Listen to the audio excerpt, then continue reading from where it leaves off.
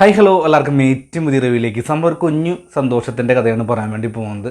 നമുക്ക് അടുത്തായി നമ്മുടെ അമീർ ഖാൻ്റെ അതായത് ഹിന്ദി ചിത്രമാണ് സിത്താര സമീൻ പർ എന്ന് പറഞ്ഞ ചിത്രം. അപ്പോൾ തീർച്ചയായിട്ടും സിത്താരയെ കുറിച്ച് പറയുമ്പോൾ എന്താ പറയുക, വളരെ കുഞ്ഞു സന്തോഷങ്ങൾ അതിനുള്ളിൽ പോകുന്ന ഒരു കുഞ്ഞു മനുഷ്യരുടെ കഥയെ തന്നെയാണ് മുന്നോട്ട് പോകുന്നത്. തീർച്ചയായിട്ടും പൂർണ്ണമായിട്ട് നിഷ്കളങ്കത നിറഞ്ഞിട്ടുള്ള ഒരുപാട് വ്യക്തികളുടെ കഥ പറഞ്ഞു പോകുന്ന ഒരു ചിത്രം തന്നെയാണ്. കാരണം ഞാൻ ഇത്രയേറെ വിശേഷിക്കണമെങ്കിൽ ആ പടം എത്രമാത്രം എന്നൊരു ഇമ്പാക്റ്റ് ഉണ്ടാക്കിയെന്ന് പൂർണ്ണമായിട്ടുള്ള ഒരു ഉദാഹരണം കൊണ്ട് തന്നെയാണ് പറയാൻ വേണ്ടി പോകുന്നത്.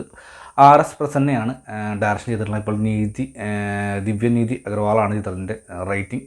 അമീർ ഖാനാണ് പ്രൊഡ്യൂസ് ചെയ്തിട്ടുള്ളത്. കാശി നോക്കി കഴിഞ്ഞാൽ നമുക്ക് പരിചയമുള്ള മുകളായിട്ടുള്ള അമീർ ഖാൻ, അതുപോലെ തന്നെ ജനീലിയ. എനിക്കൊന്നും ഒരുപാട് നാൾ ശേഷമാണ് ജനീലിയുടെ ഒരു പടം ഞാൻ കാണുന്നത്.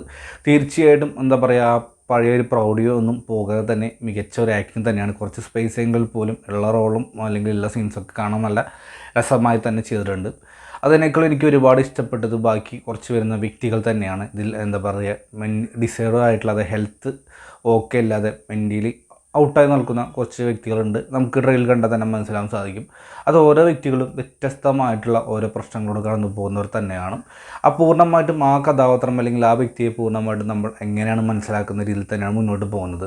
ഈ പടത്തിൻ്റെ ഏറ്റവും വലിയ പോസിറ്റീവ് ഘടകം എന്ന് വെച്ച് കഴിഞ്ഞാൽ അവരെ കാണിച്ച് കൂടുതൽ സിമ്പതി പിടിച്ചു പറ്റുക, കുറേ ഇമോഷൻസും കരച്ചിലും പരിപാടിയും കാര്യങ്ങളൊന്നുമില്ല. ഒരു ഫൺ റീഡ് മൂഡിൽ തന്നെയാണ് പടം മുന്നോട്ട് പോകുന്നത്. ഇടയ്ക്ക് ആവശ്യമായിട്ടുള്ള സീൻസിലൊക്കെ ഇമോഷൻസ് വരുന്നുണ്ട്, അത് കണക്റ്റായി പോകുന്നുണ്ട്. കാരണം കൂടുതലായിട്ട് ഭയങ്കര കരയിപ്പിച്ച് കണ്ണീർ തുടച്ചുള്ള പരിപാടിയും കാര്യങ്ങളൊന്നും മുന്നോട്ട് പോകുന്നില്ല. അത് തന്നെയാണ് ഏറ്റവും വലിയ പോസിറ്റീവ് എനിക്ക് തോന്നുന്ന ഒരു ഘടകമായി തോന്നുന്നുണ്ട്. ഞാൻ നേരത്തെ പറഞ്ഞല്ലോ, ആ ഇമോഷൻ സീരീസിൻ്റെ കൂടെ കണക്ട് ചെയ്യാൻ വരുന്ന ബാൻഡ് സ്കോറും അത്യാവശ്യം കൊള്ളാമായിരുന്നു. നല്ല രസമായിട്ട് തന്നെ കേൾക്കാനും ആ ഒരു പവർ കിട്ടുന്നുണ്ട്. എന്താ സംഭവം എന്ന് പറഞ്ഞിട്ട് നമ്മളിൽ കഥാനായകനുണ്ട്. ആളൊരു കോച്ചാണ്, ബാസ്കറ്റ്ബോൾ കോച്ചാണ്, അതിൻ്റെ അസിസ്റ്റൻ്റായി വർക്ക് ചെയ്യുന്നു. അപ്പോൾ സ്റ്റാർട്ടിങ്ങിൽ തന്നെ അതിൽ കാണിക്കുന്നുണ്ട് ഒരു മാച്ച് നടക്കുന്ന ഭാഗമായിട്ടാണ് കാണിക്കുന്നത്.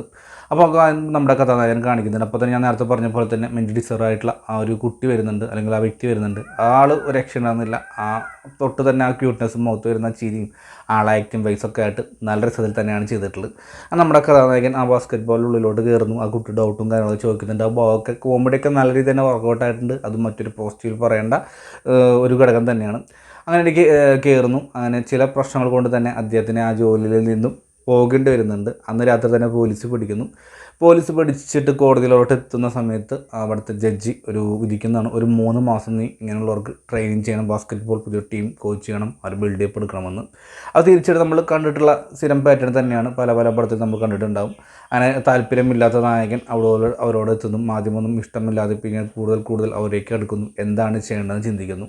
കാരണം എന്ന് വെച്ച് കഴിഞ്ഞാൽ ഇവർക്ക് ട്രെയിൻ ചെയ്ത് എടുക്കാമെന്ന് വെച്ച് കഴിഞ്ഞാൽ വളരെ ബുദ്ധിമുട്ടുള്ള കാര്യം തന്നെയാണ് നമുക്ക് മനസ്സിലാക്കി തരുന്നുണ്ട്. കാരണം പലതും പല ഏങ്ങളാണ്. നേരെ നടക്കാൻ പറയുമ്പോൾ ഒരുത്തൻ പറയും മൂക്കിന് ചെറിയ പ്രശ്നമുണ്ട്, മറ്റും പറയും സ്റ്റേറ്റ് നടക്കാൻ പറ്റില്ല, 4 വഴിക്ക് പോകുന്നുണ്ട്. അതുപോലെ തന്നെ ബോൾ ക്യാച്ച് ചെയ്യാൻ പോലും അവർക്ക് ശീലമില്ലാത്തതിൻ്റെ ഒരുപാട് പ്രശ്നങ്ങളൊക്കെ കാണിക്കുന്നുണ്ട്. അതൊക്കെ നല്ല രീതിയിൽ തന്നെയാണ് വർക്കൗട്ട് ആയിട്ടുള്ള പാട്ടുകളും അത്യാവശ്യം കൊള്ളാമായിരുന്നു. ഫസ്റ്റ് ഹാഫൊക്കെ വളരെ ഇൻട്രസ്റ്റിംഗ് ആയി തന്നെ മുന്നോട്ട് പോകുന്നുണ്ട്. സെക്കൻഡ് ഹാഫ് ആണെങ്കിലും അതിനോട് നീതി പുലർത്തുന്നു. സാധാരണ നമ്മൾ കൂടുതലായിട്ട് ഫാറ്ററോ അല്ലെങ്കിൽ കൂടുതലായിട്ട് അടിച്ചടിച്ച് കാണേണ്ട സീൻസ് ഒന്നും തന്നെ സിത്താര സമീൻ പറിലൊന്നും കൂടുതലായിട്ട് കാണിച്ചിട്ടില്ല. കാരണം എന്ന് വെച്ച് കഴിഞ്ഞാൽ ഇതാണ് എൻ്റെ സബ്ജക്റ്റ്. അതായത് മെൻ്റലി അല്ലെങ്കിൽ ഔട്ട് ഡിസൈഡ് ആയിട്ടുള്ള ഹെൽത്ത് ഓക്കെ അല്ലാത്ത കുറച്ച് വ്യക്തികൾക്ക് ട്രെയിനിങ് കൊടുക്കാൻ നമ്മുടെ നായകൻ വരുന്നു. അവരെങ്ങനെ ആ ട്രെയിനിൽ നിന്ന് വിജയിപ്പിച്ചെടുക്കാം എന്ന് മുന്നോട്ട് പോകുന്നുണ്ട്. ഒക്കെ തന്നെയാണ്. അപ്പോൾ തീർച്ചയായിട്ടും ഇതിൻ്റെ ക്ലൈമാക്സിൽ പോലും നമുക്ക് കുഞ്ഞു സന്തോഷം വരുന്നുണ്ട്. കാരണം നമ്മൾ എന്താണ് ഒരു പക്ഷേ നമ്മളെല്ലാവരും ചിന്തിക്കുന്നതിനേക്കാൾ അപ്പുറത്ത് ക്ലൈമാക്സിൽ ഒരു മാറ്റം കൊണ്ടുവരാൻ ശ്രമിക്കുന്നുണ്ട്. അപ്പോൾ ഒരു വ്യക്തി പറയുന്നുണ്ട് നമ്മൾ 1 അല്ല 2 ആണ് ഏറ്റവും വലുതെന്ന് പറഞ്ഞിട്ടുള്ള ഭാഗങ്ങളൊക്കെ കാണിക്കുന്നുണ്ട്. അതൊക്കെ നല്ല ഇൻട്രസ്റ്റിംഗ് ആയി തന്നെയാണ് ഇതിൻ്റെ ക്ലൈമാക്സ് ആണെങ്കിലും എല്ലാം അവസാനിപ്പിച്ചതും. അതുപോലെ തന്നെ ഒരു ഇമോഷൻസിനോട് കൂടി തന്നെയാണ് എൻഡിങ് കാര്യങ്ങളൊക്കെ വന്നിട്ടുള്ളത്. അപ്പോൾ തീർച്ചയായിട്ടും പിന്നെ ഫസ്റ്റ് പാർട്ട് ഞാൻ കണ്ടിട്ടില്ല. പക്ഷേ കണ്ടവർ പറയുന്നു ഒരുപാട് എന്താ പറയുക, ഇതിനേക്കാൾ നല്ലൊരു ആധിപത്യമായിട്ടുള്ള ഒരു ചാർച്ച തന്നെ മുന്നോട്ട് പോകുമെന്ന് പറയുന്നുള്ള ഒരു കാര്യമൊക്കെ ഉണ്ടായിരുന്നു. പക്ഷേ എങ്കിൽ ഇതിൽ സെക്കൻഡ് പാർട്ടിലോട്ട് വരുമ്പോൾ സിത്താര സമീൻ പാർട്ടിലോട്ട് വരുമ്പോൾ കൂടുതലായിട്ട് ഞാൻ നേരത്തെ പറഞ്ഞ പോലെ ടെൻഷൻ അടിക്കേണ്ട കാര്യങ്ങളോ അല്ലെങ്കിൽ ഇമോഷൻസ് തൂവാല കൊണ്ട് കണ്ണ് തുടച്ച് ഇറങ്ങി വരേണ്ട അവസ്ഥകളോ കാര്യങ്ങളൊന്നുമില്ല. കാരണം എന്താണ് അതിൻ്റെ സബ്ജക്റ്റ് അത് മാത്രമാണ് കൂടുതൽ എടുത്തിട്ടുള്ളൂ. അല്ലെങ്കിൽ ഏതൊരു വ്യക്തിയെ അല്ലെങ്കിൽ ഇങ്ങനെ വയ്യാത്തൊരു വ്യക്തിയെ കൂടുതലായിട്ട് പറഞ്ഞ് എന്താ പറയുക അവരെ സിമ്പതി പിടിച്ച് പറ്റുക അങ്ങനെ പരിപാടിയും കാര്യങ്ങളൊന്നും എടുത്ത് കാണിച്ചിട്ടില്ല.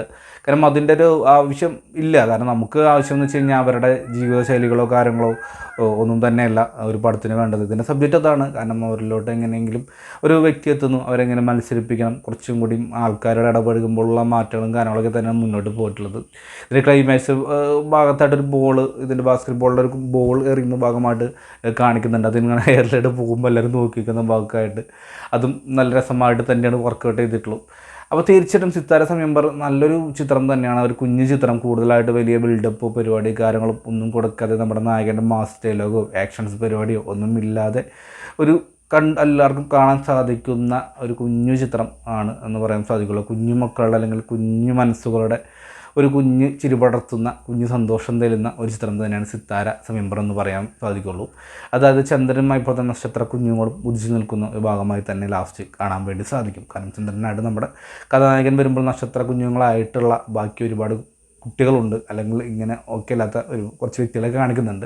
അവർ മിന്നി മറിഞ്ഞ് അതാണ് ആ ഒരു സന്തോഷമായിട്ട് നമുക്ക് ഇതെല്ലാം അവസാനിക്കാൻ സാധിക്കുള്ളൂ.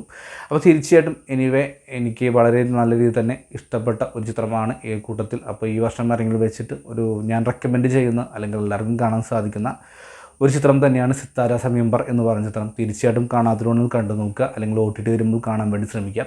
അപ്പോൾ എന്നതിൽ പോലെ നമ്മുടെ ഇഷ്ടപ്പെട്ട് കഴിഞ്ഞാൽ ലൈക്ക് ചെയ്യുന്ന കാര്യം പഠിക്കുക. വീണ്ടും മറ്റു ചിത്രത്തിൻ്റെ റിവ്യൂമായി നിങ്ങളുടെ മുമ്പിൽ എത്തുന്നതായിരിക്കും. ഇതായിരിക്കും ബൈ ഫ്രണ്ട്സ്.